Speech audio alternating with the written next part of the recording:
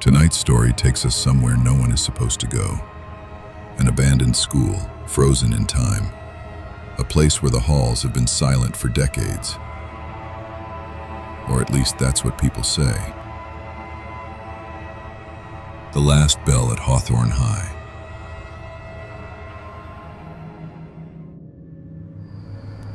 We weren't supposed to be there. That's what made it fun at first. There were 5 of us, me, Jason, Darius, Tori, and Nina. Hawthorne High had been abandoned for over 30 years, just sitting at the edge of town like it was waiting for something, or someone. People said a fire shut it down. Others said it was something worse. But to us, it was just a place to explore.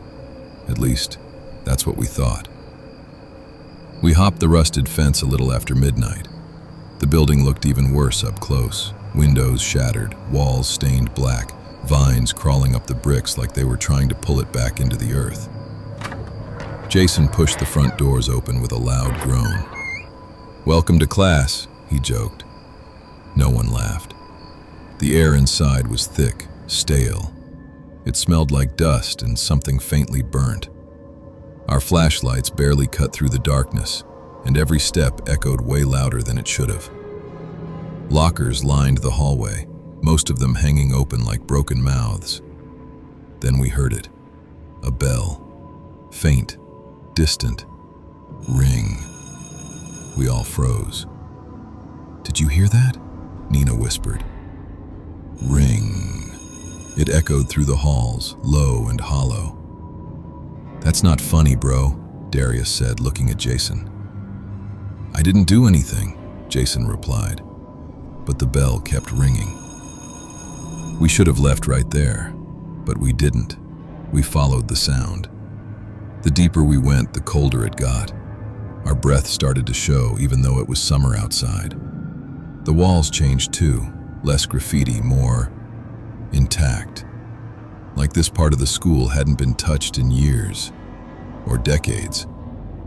We turned a corner and found a classroom door slightly open. Inside, desks were neatly arranged, like someone still used it. On the chalkboard, written in faded white chalk, "Stay in your seat." Tori laughed nervously.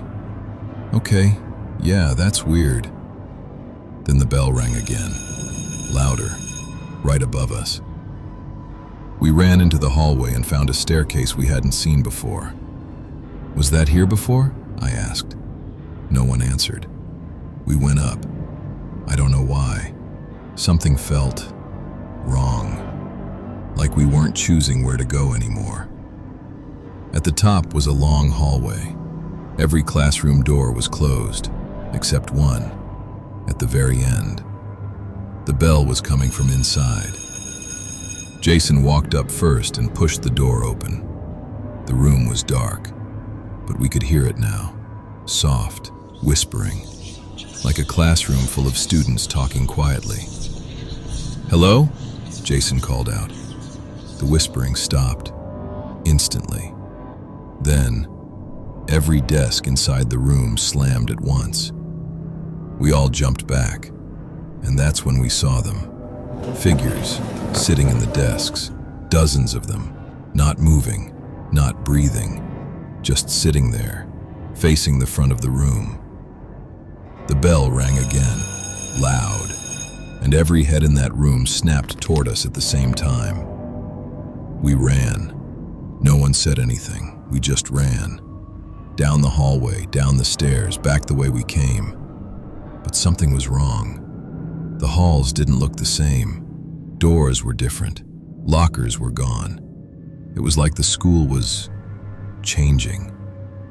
"This way!" Darius shouted. We followed him into another hallway and stopped. The front doors were gone. Gone. Just a blank wall where they should have been.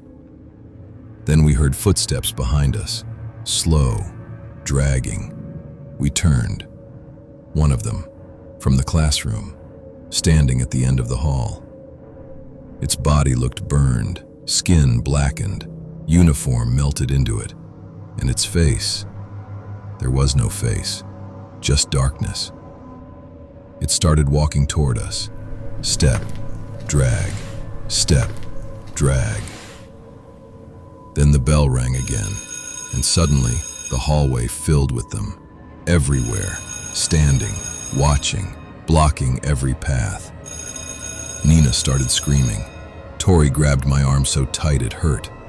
Jason just kept saying, "This isn't real, this isn't real." But it was. It was real. "Get back to class!" The voice came from everywhere. Loud, distorted, angry. The lights flickered on, blinding. And suddenly, we weren't in a hallway anymore. We were back in the classroom, sitting at desks. I couldn't move. None of us could. At the front of the room, a figure stood, tall, still, holding something in its hand. A bell. It rang it slowly. Ring. "Attendance," it said. Its voice sounded like it came through broken speakers. It started calling names, names we didn't recognize, one by one. And every time it called a name, one of the burned figures would stand up, then disappear. Then it stopped. Silence. And slowly, it turned its head toward us. "You're late." The bell rang one last time. I woke up outside, lying in the grass near the fence. Morning, sunlight, everything looked normal. But I was alone. They never found Jason, or Darius, or Tori, or Nina. The police said I was lucky, that I must have wandered out, that the place was just an old building, nothing more.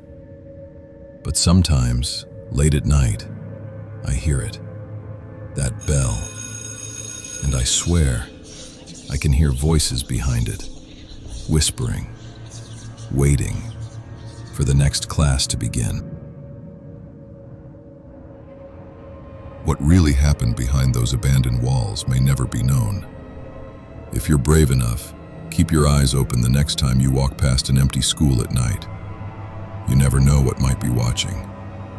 Thanks for listening, and don't forget to like, comment, and subscribe for more creepy stories. Until next time, stay curious, stay cautious, and have a safe night.